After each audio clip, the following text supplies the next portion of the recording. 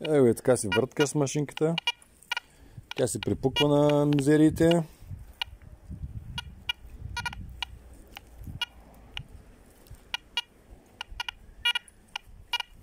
И всъщност успяхме с всичките машинки да извадим по нещо, нали те става? Колко сигнали, да.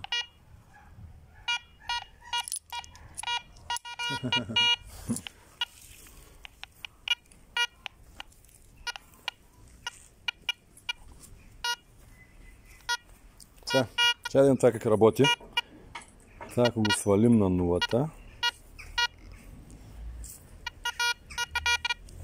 машината почва да чува всички сигнали на един и същи звук.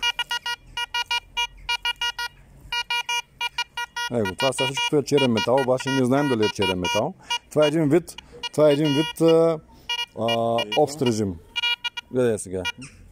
Това е режим all метал. Сваляме дискриминацията на 0. Беше на 5. Сваляме на 0. Минаваме през тия сигнали. Дава си ги без да знаеш какъв сигнал, какъв метал е.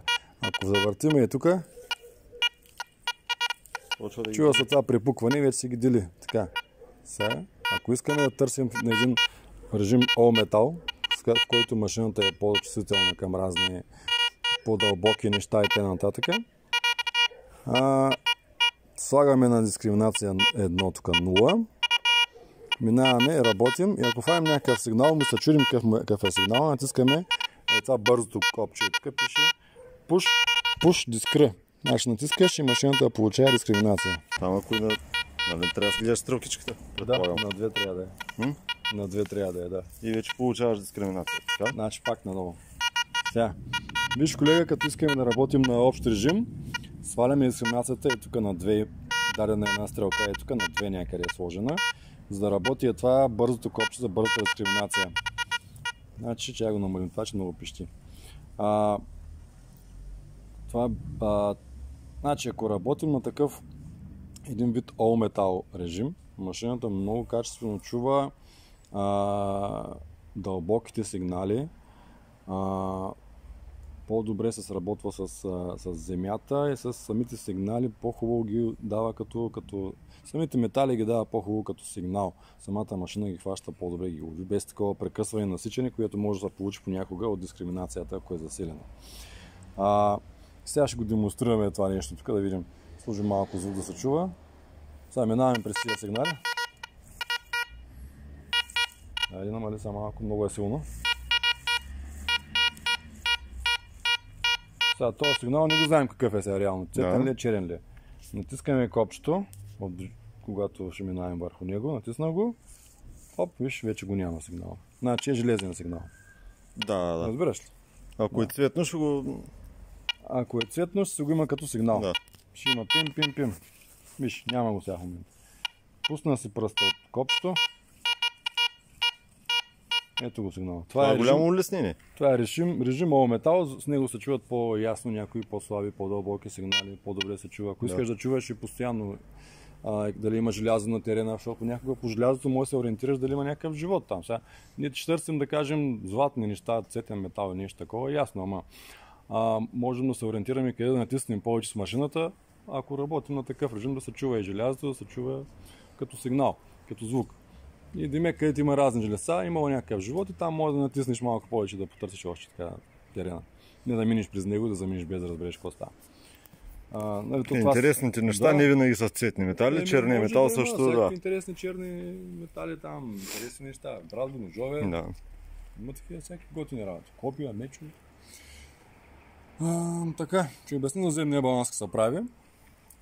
Нали, защо има и авто и такова. Значи, штракаме веднъж един път. Да видим сега тук някъде на голо място. То пък няма.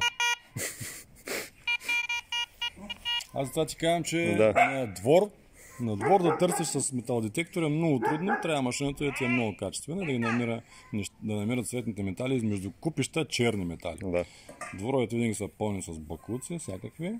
Включително и цветни бакуци, разни капачки, бурканени и колени. Като оставим на страна е това нещо, има и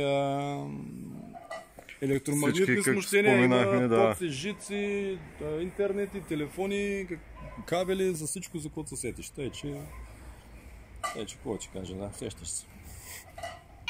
Трябва да намерим едно голо място, тук ще покажа как се прави земния баланс. Чуваш, това всичкото е железа тук. Някога през годините се е падало и спадало. И ние между железата намираме... Ей, тук е така малко млъкна, виж, представяш се, намерихме 20 см голо място, без да има пъклъци. Че я сложим малко звук. Виж как свири надолу машината. Да. Чай да завъртим да видим къде ще трябва да свири. Оп, млъкна. След това нещо, виж сега къде се позиционира е тук. Ей, тук се пада стрелката, ако въртна назади, машината свири надолу, като даваш антената. Да. Въртиш и правиш е така надолу питата. Оп. Млъкнеш някъде към средата и тук се позиционира. От тук до тук има някакъв ход, който обира земния баланс. Това се нарича ръчен земен баланс. Така се настройва. Самата антена, снимай се там ако искаш, как се вдига и се сваля към земята и нагоре. Ей така. От 2 пръста до земята, нагоре до към 20 см и така. Докато спре да пилка... Сега в момента машината си с настроен земен баланс прямо тази земя, къде че търсим. Виждаш, че нито надолу, нито нагоре дава сигнал. Значи първото нещо, което трябва да направи металотърсач, не да хваща металите, това е второто нещо. Първото е да се направи настройка спрямо дадената земя, да измери нейната електропроводимост и спрямо тази проводимост да премерва проводимостта на металите, които са вътре в самата за едно адекватно отчитане на машината. Да работи качествено, да познава точно всичко. Ето виждаш, и на автото го става много лесно, като си държиш просто настройка на авто и на ръчния, като го правиш ръчно, също става лесно, не е сложно. Само трябва да си напомняш от време на време, примерно ще отишъл на 100 метра по-нататък, пак да направиш и така. Да видиш дали не се е променила земята. Някъде може да има по-плитък слой, някъде по-дълбок. Условията се променят и така. Друго, какво ти кажа? Значи за едно адекватно търсене е хубаво постоянно да се проверяваш машинката, да се настройваш земния баланс, да си сигурен в... Значи идеята на ръчния земен баланс е, че с ръчен земен баланс машината по-добре обира земните аномалии и по-добре се настройва и така може да хване и малко по-дълбоко в земята металите. Разбираш ли? Да, колега, благодаря много. Да влезем в магазинчето да видим вече. Дай направо да ходим към касовия апарат. Какво се занимава? Точно това имах предвид и аз.